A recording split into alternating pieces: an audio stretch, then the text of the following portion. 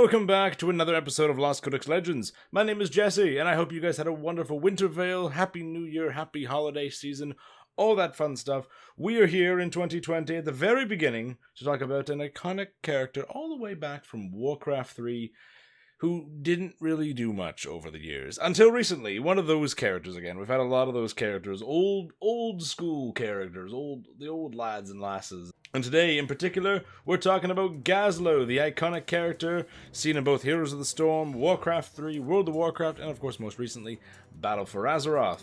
Without further ado, let's talk about Gazlowe. Now, with most characters from World of Warcraft, we don't know much about Gazlowe's youth. The RPG does say that he was a thief in his younger days.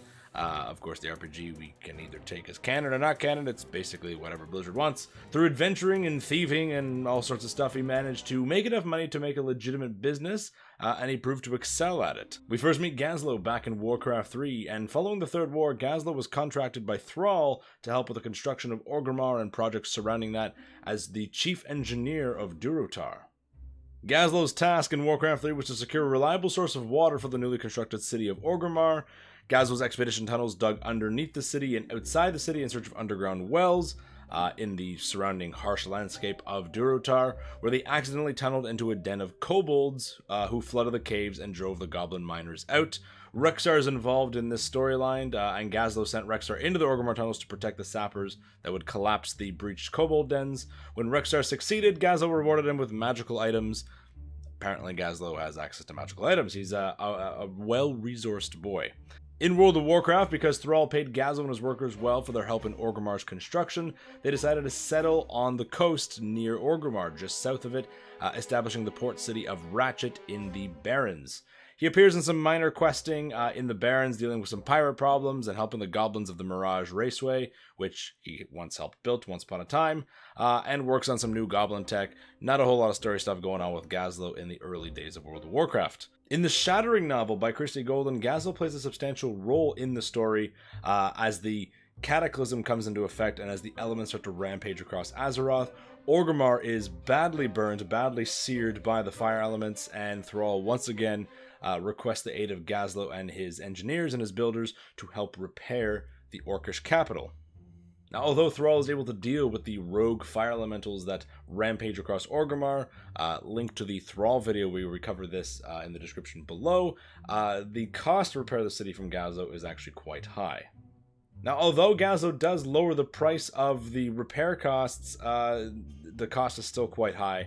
Gazlowe is a friend of the Horde, even if he is neutral, and because of this, Thrall ultimately agrees to pay him in full price to keep him and his goblins happy, thus keeping Gazlowe on both sides with the Horde, and presumably in some neutral way with the Alliance. Later on in the Shattering novel, Gazlowe is approached by a Grim Totem defector who's actually supporting Bane. At this point of the story, the Grim Totems have totally taken Thunderbluff from the Bloodhoof tribe, from the Horde. This is after, of course, Cairn is killed by Garrosh and the Mak-Gora. Magothic Grim Totem has thrown this entire coup in Thunderbluff. Many innocent Tauren are slaughtered in their sleep. It is not, this all happens in the book, unfortunately. Thunderbluff is a war zone, and a Grim Totem defector actually goes out and seeks Gazlowe's help, and Gazlowe agrees to help. Now, the plan calls for massive amounts of explosives and other weapons, the technical and martial skill of mercenaries, and 3 Zeppelins to transport the troops into Thunderbluff. Now, because Gazlowe had once felt much respect for Cairn, and as a result his young son Bane, he took the job, and one of the most important parts of the story is he only takes a small portion of the payment. He doesn't take the payment in full, he only accepts a small amount of what's offered, and he delivers it all in 4 days. Doesn't take the full price and gets it on time. That's amazing for a goblin, especially a goblin being dragged into a conflict that isn't, necessarily remaining neutral in the matter. After the Shattering, Gazlowe provided a vessel named Draka's Fury for Thrall and Augur's voyage to the Maelstrom, complete with provisions. In the Cataclysm, Gazlowe remains neutral and is not formally ascribed to either the Horde or the Alliance. Both players can interact with him in Ratchet. However, Gazlowe won't stand for being robbed of profit. He's a goblin, and he does have a line of morality that can be crossed. It's a very gray and obscure line, but it's there. and he won't stand for being robbed of any kind of profit. And in the Cataclysm, a Rear Admiral of the Alliance named Hartley does exactly that, preventing the Horde from using the port of Ratchet. He allies with Horde players to destroy not only Hartley's ship, but also his cargo as well, to kind of lash back. Aside from that, he's involved in some smaller questlines with some pirates and stolen supplies, and seems to be mostly working within Ratchet for his own interests. Gazlowe does make a small appearance in the Traveler series, and although I haven't gotten that far in the series itself, he appears to be performing several deep-sea salvaging operations within the Shimmering Deeps, the flooded area of the Shimmering Flats in Thousand Needles. It's a small role, not a huge role, but he's in that story nonetheless. In Warlords of Draenor, Gazlowe returns to World of Warcraft, and after the whole intro questline in Tanaan Jungle, as Thrall and Khadgar reach Frostfire Ridge, Khadgar rips open a portal across realities and time in some way, like it's no big deal. Still don't understand that. And a whole bunch of Horde reinforcements, grunts, peons, just guards, soldiers, and Gazlowe come through, and Gazlowe's actually the architect of your garrison if you're a Horde character. Now, obviously, him being the chief architect of your garrison is a reference or throwback to his role in the construction of Orgrimmar. It can be said that's why your garrison is all sticks and spikes and wood, and not customized to any other Horde flavor or aesthetic, because he helped build Orgrimmar, and that's what it looks like. That's the reason. Now, Gazlowe is involved in several smaller questlines across the leveling experience in Warlords of Draenor. He accompanies the Frostwolf leaders Durotan and Draka to Talador. He helps fight against the Iron Horde, makes several appearances across the continent, including in Shatrath City. Later on, as the Iron Horde renew the machinery near the Thunder Pass, the collapsed Thunder Pass, Gazlowe agrees to investigate, for a sum, obviously. Later on, they enter the Iron Siege Works, and they start eliminating the enemies and examining gadgets.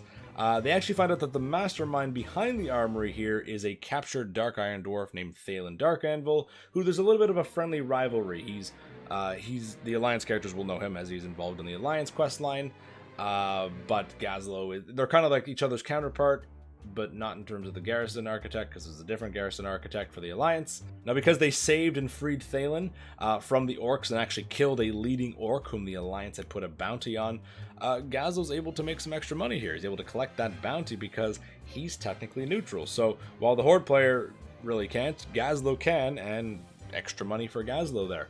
Afterwards, he returns to Frostwall, and he's later seen at the Gates of Tanaan with a whole bunch of named characters, where Grommash challenges the Alliance and Horde heroes to enter Tanaan Jungle. After Gul'dan took over the Iron Horde, Gazlowe sent a team of goblins with Frostwolf orcs and the Horde to the Iron Docks, and he later provided Durotan's siege engines that destroy the Tanaan Gate. In Legion, he plays a small but present role. During the Burning Legion's invasion, we see Gazlowe has returned home to Ratchet, and he's defending his city in a big old shredder. Presumably, and we see that in the pre-event. Presumably, he's doing that the entire expansion. A lot of people tend to forget that just when we go to the Broken Isles, that doesn't mean the Legion stops invading the rest of the world. The entire world's under attack by Legion ships, and we can assume Gazlowe is doing something, whether it's rebuilding Ratchet or defending Ratchet against other Legion attacks. Gazlowe is there doing his job off screen, but he returns to the big screen in Battle for Azeroth as a pretty significant Horde character, and not so much an Alliance character. He leads a Horde band known as Gazlowe's Grease Monkeys, comprised of his assistants from Frostwall and himself.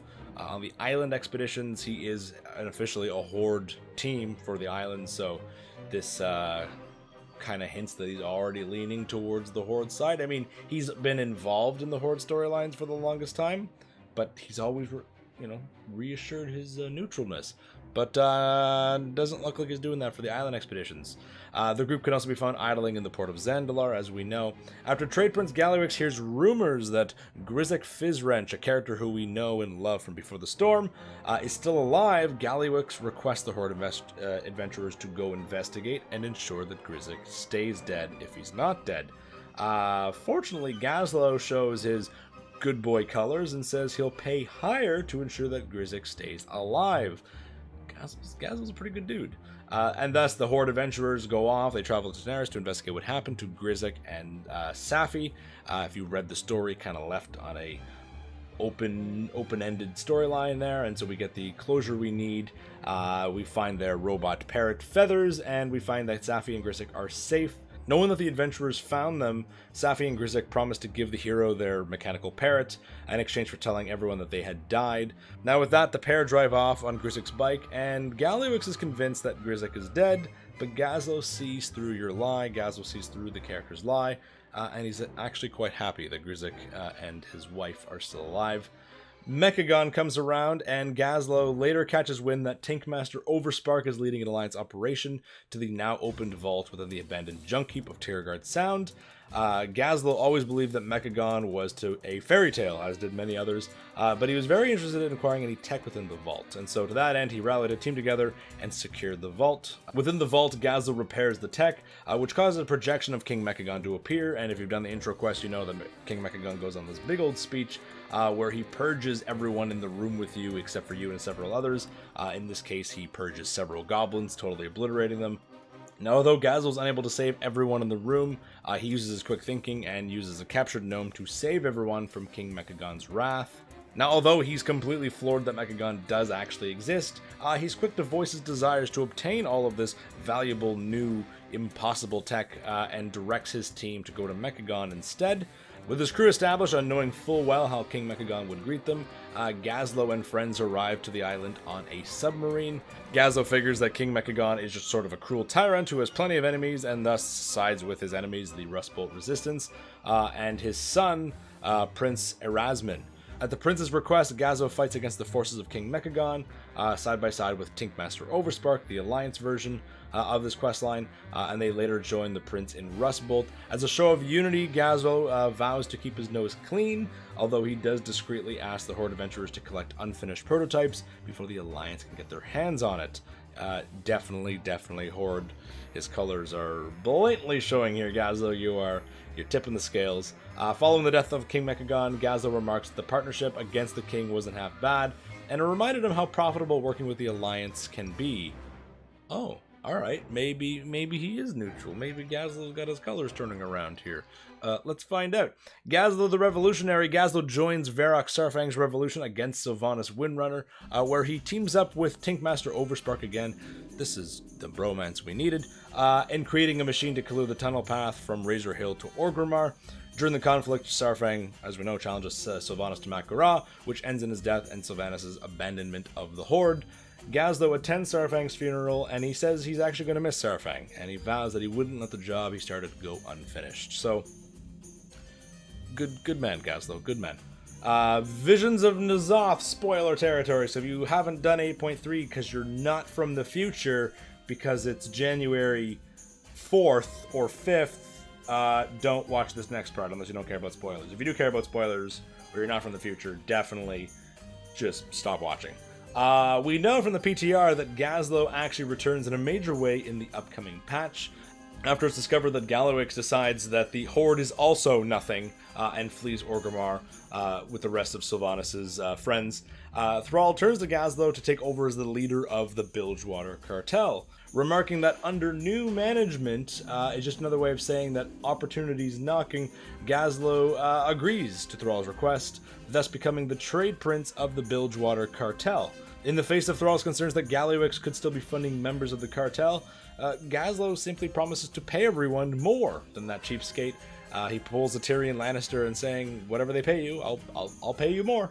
Thus proving that Gazlowe is a wicked, awesome character.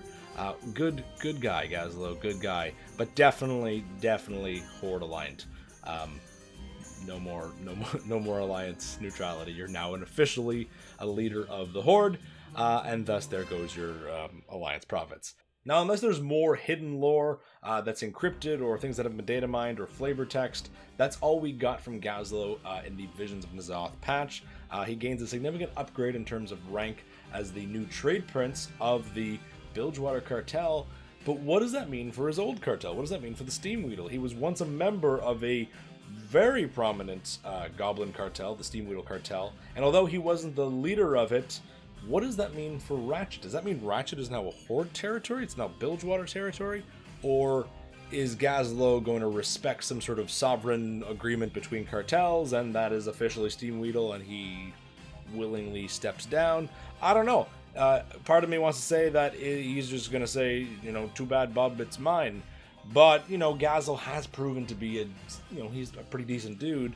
But maybe he's a dick to other goblins. Maybe he's just good to the rest of the Horde, and he's kind of ruthless. We know that the cartel leaders and the trade prince leaders, they're ruthless, right? They're scheming and conniving, and although we've never officially met Steamweedle or Trade Prince Steamweedle himself, the presumed leader of the Steamweedle cartel, and the other trade princes, there's one that we meet up in Gazlowe because it's Pleasure Palace. He's just a named character. Anyways, we don't really know how this is going to affect goblin politics and what this means for the neutrality of the Steamweedles versus Bilgewater. We don't know what this means for Ratchet and who it belongs to.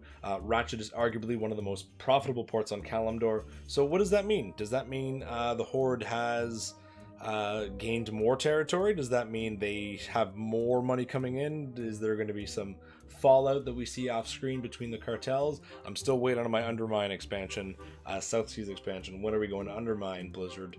We got to see goblins. We got to see more goblins, and I'd love to see more of this fallout. Where'd Gallywix go? What's happening with the cartels? And this is kind of cool that we have a new leader of the Bilgewater who isn't a resident Bilgewater. Gazlowe's definitely predates any mention of the Bilgewater cartel, so this is actually pretty interesting stuff. In terms of what we'll see more of from Gazlowe, with the way that the Horde leadership is as a council, obviously he'll have some say for the goblin people, the Bilgewater of the Horde, but I can't imagine we will probably see him in Shadowlands. He's had a significant role in Battle for Azeroth. Maybe he'll join us. I would be very surprised if Gazlowe came to the Shadowlands with us. Probably wants to recuperate some of his profits, but I wouldn't be against it because the voice for Gazlowe is amazing, and the character he's significantly cooler than other goblin characters. Though I am going to miss Gallywix. I'm going to miss that multi-chinned, horrible-sounding, cane-wielding. Gazlowe needs a top hat. That's what he needs. He needs a top hat. But I don't think we'll see Gazlowe in Shadowlands. But I hope I'm wrong. I'd love to see more of him. I want to see more goblin politics, more Horde politics involving that, the neutralities. I want to see that sort of stuff in the background. I don't think we will, but it'd be cool if we did. And that's all I got for Gazlowe the Goblin, a significant character through Warcraft 3. Doesn't do much in early days of WoW. Appears in the Shattering and Cataclysm. A more voiced presence in Warlords, and then definitely sweetens the deal in Battle for Azeroth with several on-screen appearances. Definitely one of the cooler goblins we got, and I'm glad I was able to cover his character in this episode of Lost Codex Legends. My name is Jesse, and I'll see you guys next week with another episode. Until then, see you later.